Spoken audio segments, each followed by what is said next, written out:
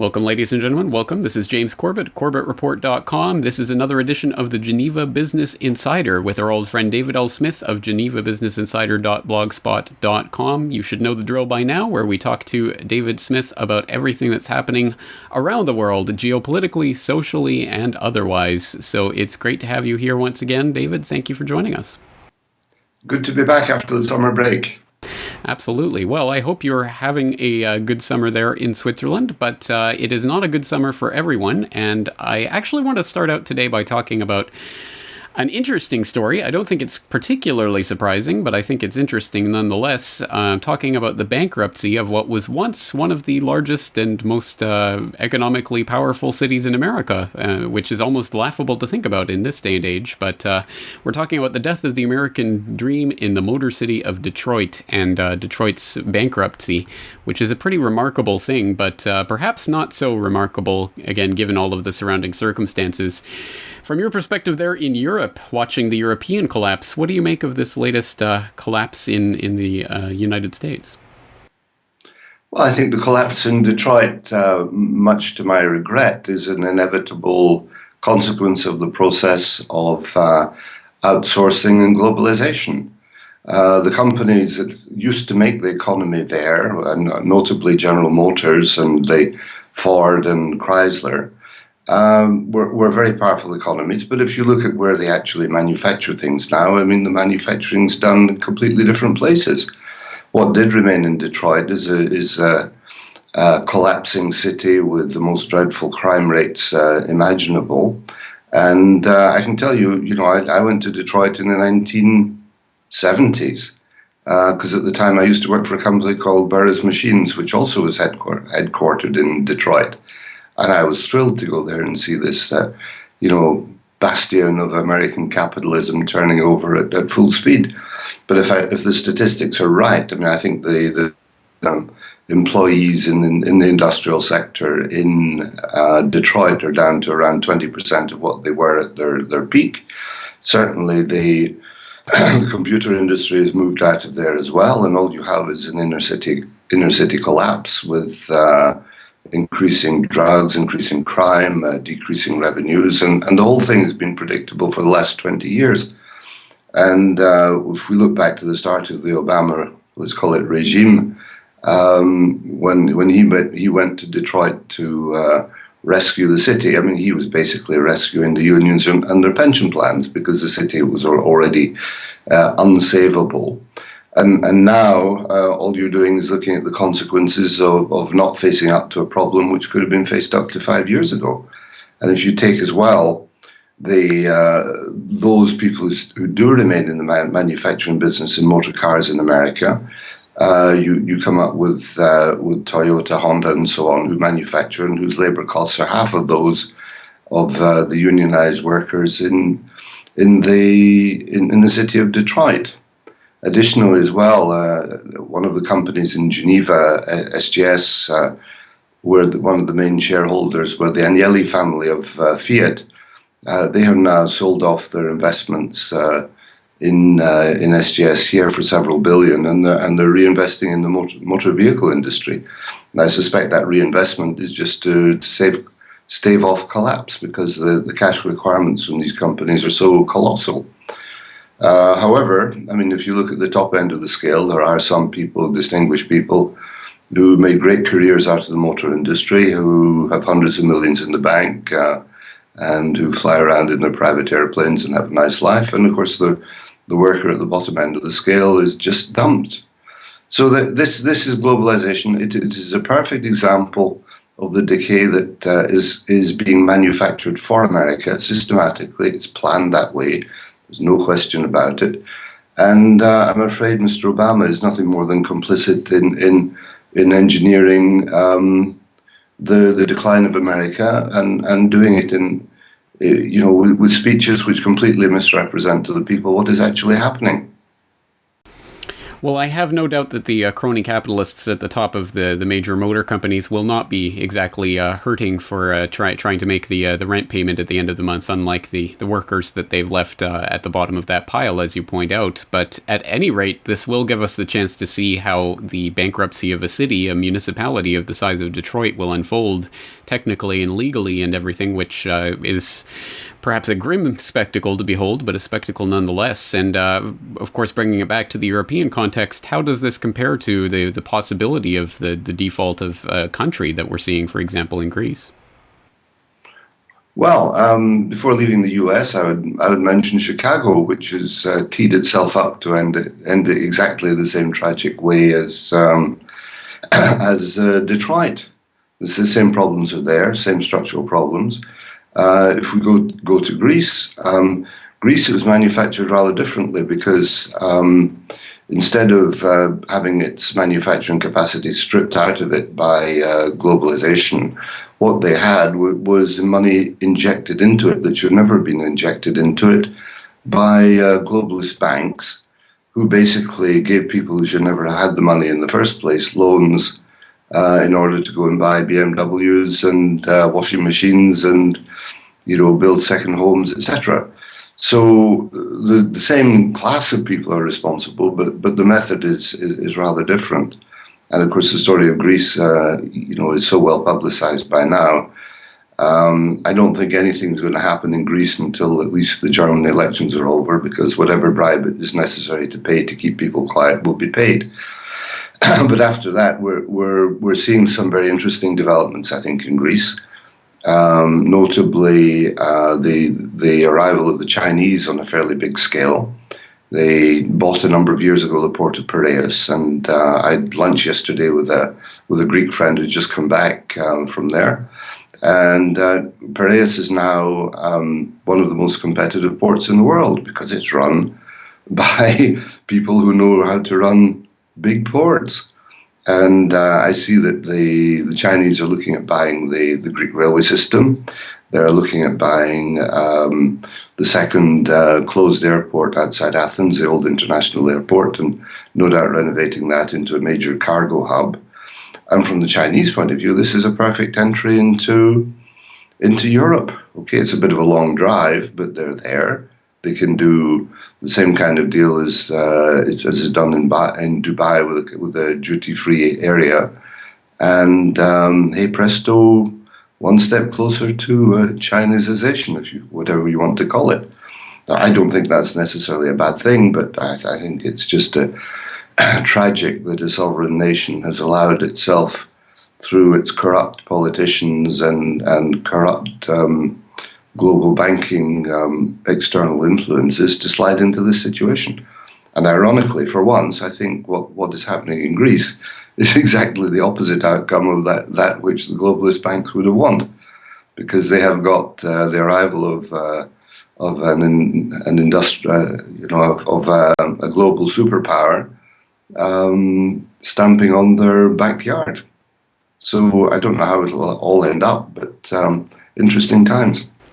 Interesting indeed, and it certainly does boggle the mind and also, of course, infuriate those who have eyes to see what's happening there, as the infrastructure that has been paid for by the on the back of the Greek taxpayers is now being sold off at pennies on the dollar to foreign investors in China and the like. So it is a horrific situation, and it's one that we see playing out in increasingly across the Western world, as we see this systemic collapse that's coming about, as you point out, I think, from the process of globalization, which has been steered and directed by the multinationals and the governments in their back pockets for so long now. Another aspect of what's happening right now, if we bring it back to the U.S. context for a moment, we see that as the QE taperings is at least promised to begin later this year, or perhaps it's going to begin later this year, we see, of course, the bond yield spiking, and that means that people are starting the so-called rotation out of of bonds and into equities and, of course, housing, because why not? It's worked out so well in the past decade. Why not try it again this decade? So we hear a lot of talk about this housing recovery that's supposedly starting in the U.S. Once again, and we even have President Obama attempting to pump and hype up the housing recovery in the United States. Give us your own perspective about this so-called recovery and what's really happening here. Well, I mean, the housing recovery is once again a false recovery, and Obama is doing nothing more for the housing sector and the NRA. Not the NRA, the real estate. The acronym escapes me for a moment. National Association of Realtors. He's basically doing the same propaganda pitch for them as he's doing in the motor industry. And why shouldn't he? Because the NAR is one of the major contributors to the Democrats' election campaign, and always has been. So I do not believe that there is any genuine recovery in the sector. What has happened is that there has been hedge funds diving into very attractive areas, buying up property and pushing up the prices. But it's a pump and dump game, and of course the general public doesn't actually realize this. They see all the big names going in, but then you see companies that are meant to be doing this kind of business trying to float their shares on the market, and the price falls over 40% within, even before the shares are actually issued.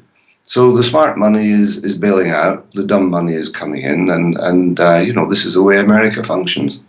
I mean, the only reason there was a subprime problem is because the banks who had those debts on their books, or the institutions that had those debts on their books, said, we know this is all going to blow up, we've got to get out. So what mechanism do we create to get out of it? Then we have collateral mortgage-backed securities, and hey presto, dump it onto the market into some unsuspecting pension fund and move on. So this is where the housing market is going. What is very interesting is that the bond yields are currently rising quite substantially, and that means that financing costs are rising substantially. And the little guy who's going to be buying into this wonderful reblown bubble is setting himself up for the housing market to perform a bit like a bond when the yield goes up, which means that the price goes down. So we're just it all just looks so familiar, same old, and I just wish people would stop falling for the game. And I wish the politicians, and especially a president who's meant to look after the interests of the country, would stop pumping this kind of rubbish to his citizens. It is head-scratching why the public continues to fall for these games time and time again, but unfortunately they do, and this really does tend to drive those markets and make this disaster seem to come in a cyclical way every several years. They need to pump up another bubble and blow it up and move on to the next one. And unfortunately, that looks exactly like what's happening right now. And as you point out, long-term Treasury yields are spiking. They've already gone from 1.5% to 2.5%, and this is only at the suggestion that the QE tapering is going to begin. What's your sense on their ability to contain bond yields once QE tapering really does begin, or even if it doesn't, maybe they back themselves into a corner and they have to continue this infinitely? Well, to me, I think the situation is an irreversible situation. I saw Bill Gross from PIMCO observed rather wisely the other day. He says, everyone agrees that after QE 1, 2, and 3, the stock market has gone up very substantially. So if you reverse QE 1, 2, and 3, what's going to happen? And bonds are a bit the same thing. I mean, there's a comment from Andrew Sentance, who used to be on the Monetary Policy Committee of the Bank of England, who said, people have to realize we deliberately blown the biggest bond bubble in history. Now, there's a man who is more honest than the others, and obviously he's no longer a member of the committee, probably for exactly that reason. So what we're sitting and looking at the moment is I just hear a little sound going tick, tick, tick, tick. And at some point it's going to blow. And I see absolutely, I mean, you can talk about tapering and you can try it, but I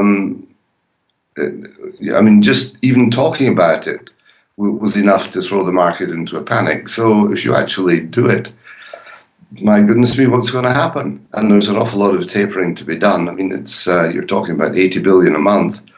So if they drop it to 60 and they find the market falls out of bed, well, that would be interesting. So it simply means that instead of 1 trillion being thrown into a hole in the ground, it becomes down to 700 billion. And the idea of actually turning the taps off and facing reality will never happen. And to me, I mean, the whole situation is rather like, you know, I don't know, a guy who's got terminal cancer, and at the same time he's got an insulin problem, and you're treating the cancer pain with morphine and the insulin with sugar, but you realise that this, and those things are a bit like QE and interest rates. But if you remove the one or the other, there's either going to be rapid death or terrible pain or both. So, you know, if you actually put yourself in the situation of people like the Bernankes of this world or the Obamas of this world, it's very easy to understand why they don't actually want to face the problem, and they just keep the guy on the happy pills and the treatment, knowing that there is no way out, there is no salvation, but the problem doesn't come today. Well, as someone who's been observing and commenting on this now for years, it certainly, to my own mind, it really does seem like there's a certain inevitability about all of this. And as you point out, I mean, I think the terminal cancer analogy is one that's been used before and will probably be used again because it seems particularly apt. There is a cancer in the economy that is not being cut out. It's being merely masked over by these central bank actions, but that can only work for so long. So we do know that this bubble has been inflated. We do know it's going to pop. We do know there's going to be a lot of carnage in the markets and in people's lives, more importantly, as that starts to unfold. I guess the real question is not merely what can we observe about the way this is going to happen or how soon it will happen or things of that nature, but what will survive in the aftermath? What are people doing that might be a positive sign for the future of what ways that people can escape this? Is there anything that you see on the table right now for a serious proposal for some sort of alternative infrastructure that might survive this type of collapse? Well, the answer is no, because even if there were, it would mean an admission that there was a problem. Now, those who are in power are in denial publicly and probably in large part in denial privately. And the people who should be able to do something to correct the situation and who understand the situation, you know, like people who run banks or whatever, or the institutions which are meant to provide some kind of stability to our society, they are maybe not in denial, but they are muzzled because they're part of the ruling elite. So they cannot, you know, if you're running the FDIC, which is meant to bail out banks, you can't stand up and say, well, look, I got 20 billion in money to bail out the banks, but the problem is somewhere between 200 billion and 2 trillion, because you'd be quietly asked to leave your position or decried as a lunatic. It's the same thing with the ISDA, the swaps and derivatives organization, which decides if there's been a default on bonds or things like that. Once again, these people aren't going to stand up and say this is, you know, this, we have actually defaulted, the Greeks have defaulted, all the manipulations we're doing amounts to, I mean, QE buying bonds at unrealistic prices is, to my mind, a form of default, but nobody actually says it. You know, the legal system, it's the same thing. It's either muzzled or neutered. So you go through all of the institutions which should actually ring alarm bells and provide some kind of counterbalance to government mythology, including the mainstream media, and you realize that they're all muzzled, complicit, dumbed down to a point where they're not going to say anything, and they don't want to be the first ones to step out of line, because the one who does step out of line is going to take a big hit. And if anyone actually gets even slightly tempted to, you'll probably get a visit from the NSA saying, "Hold on, you know, we got the negatives and the tape recordings." So I think it will go on for a long time. What I have tried to do, and from my own interest, is to say, you know, to a few people I know who are reasonably well placed, well, why not try and model what's going to happen? Now, I mean, the very simple part of it is to say, all right, well, guns, gold, and a getaway plan. That's all very true, but that doesn't solve the problem for 10 million people living in the urban area of New York. It just simply is not going to be an option for them. So you can do these kind of things and make sure you've got a stock of food, make sure you've got security, etc. But that addresses in no way what the future business model has to be. Now, I do believe that behind the scenes that there are some very powerful people who are already investing a lot of money in working out what that model is going to be and how best to introduce it and when to introduce it and how much pain the general public has to face before it happens. And if you look at the legislation that's been put in place in America over the last 12 or 24 months, you will see that they're preparing for things like bail-ins, they're preparing for taking money out of pension plans, they're preparing to use the army against the civil population in terms of severe unrest. All of that is preparatory and visible because they have to put the legislation into place. But, well, they don't have to. I mean, they could do it like Stalin and just do it by sheer terror. But, once a few drones have flown over Fifth Avenue and shot a few people, I think there'll be a lot of people stay inside who would otherwise have been in the street objecting to what was going on.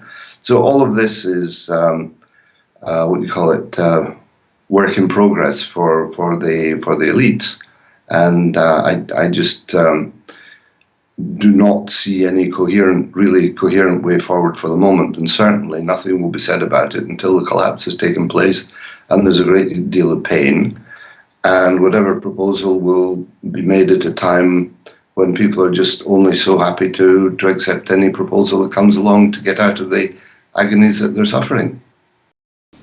Well, I think it's unfortunately all too apparent that that's exactly what we're being set up for. And of course, no one in the mainstream or any of the officially sanctioned agencies or institutions are going to be speaking out against this ahead of time. But I think that means that they're really the only two options for us are either to simply go along with whatever they end up proposing when the collapse finally comes, or to begin the setting up of an alternative citizens-based financial infrastructure, which, I mean, is an mind-bogglingly overwhelming activity to even think about how that would unfold. But do you believe that we are now at the point where there is at least the technological capability to set up some sort of viable alternative structure with cryptocurrencies and credit unions and the like being able to at least supplement some of what's happening right now in terms of the international finance community? Oh, no, I don't think there's any possibility of that. I mean, the infrastructures that are in place are, I mean, it's taken 100 years to put them in place. The international bank payment system, SWIFT, all these kind of things. And they're under the control of the very same people who are the origin of the problem. So I don't see that as being a solution.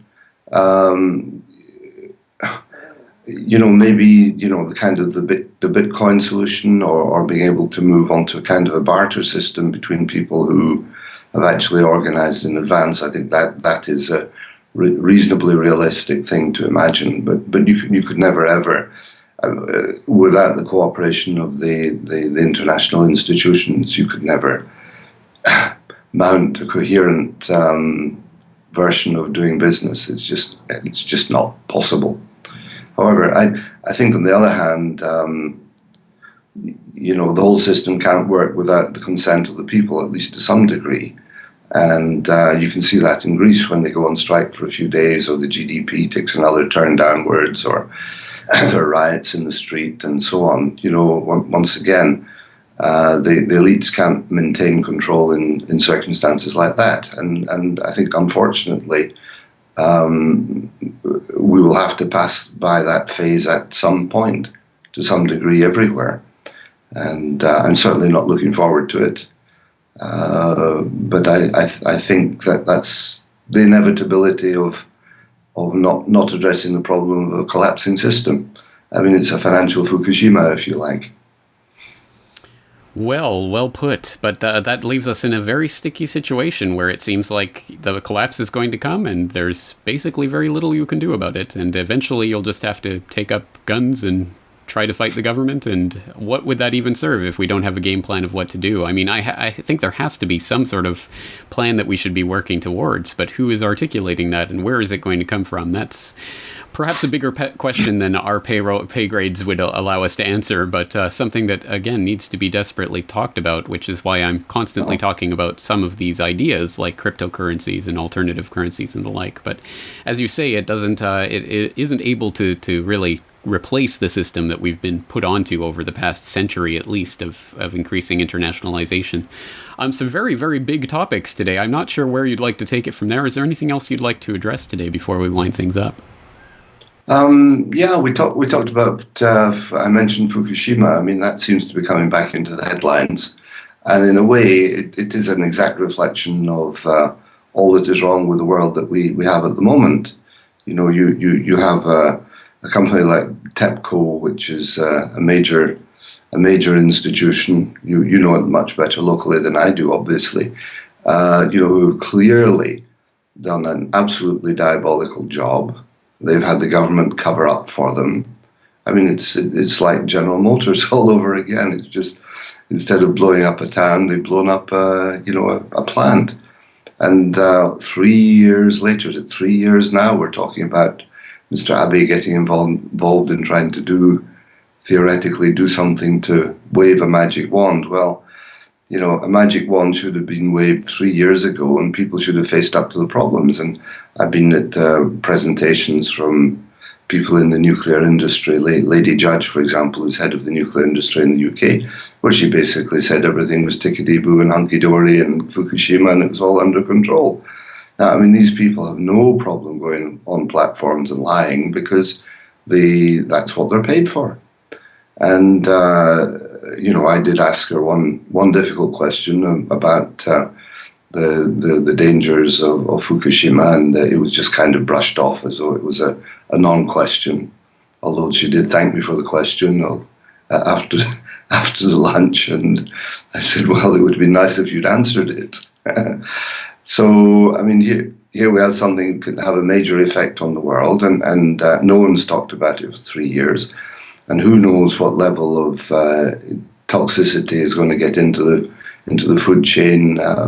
And one thing I do know is no one's going to talk about it, no one's going to report on it, and there's going to be people start having cancerous problems from eating fish out of their local supermarket, the direct cause of it will have been something that happened several years ago in a place called Fukushima.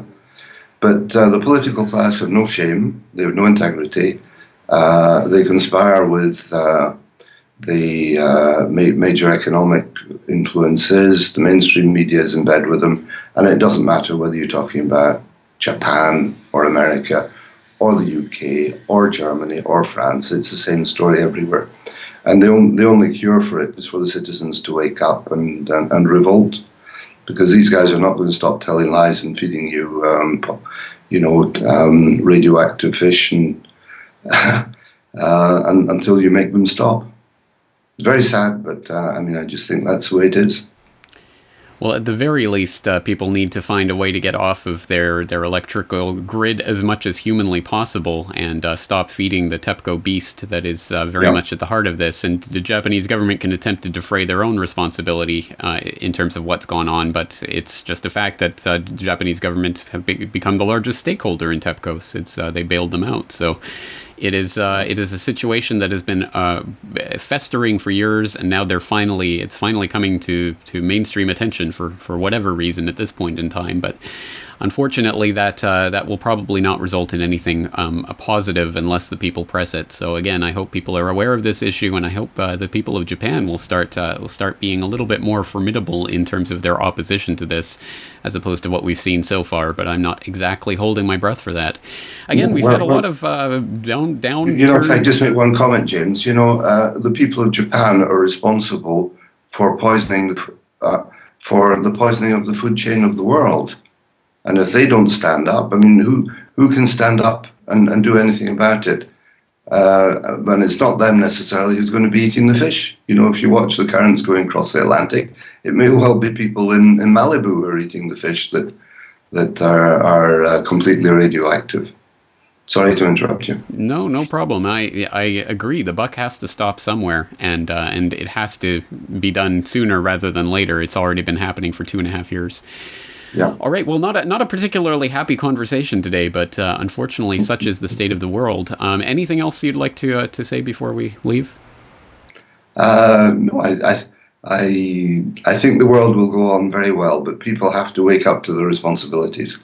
Nothing that has ever happened in the past has been obtained without fighting for it. And the trouble is, we've had 50 years where people haven't had to fight for it. And you can see how quickly things go off the rails. And Reagan did say, we're one generation away from anarchy, away from losing our freedom. And we have the positive proof, because that's exactly the world that we're living in right now. So people can turn this around. They have to turn it around. And if they don't, the future is very grim. But I'm pretty optimistic, because people always do the right thing, even if it's at the very last minute. Well, Look at me. I just did my tax returns. It's a very good example of doing the right thing at the last minute.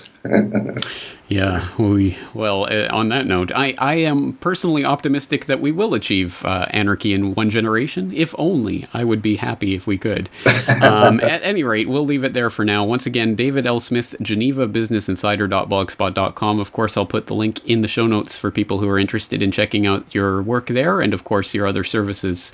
So we'll leave it there for now. David Smith, thank you again for your time. Pleasure to be on the show once again. Thanks a lot.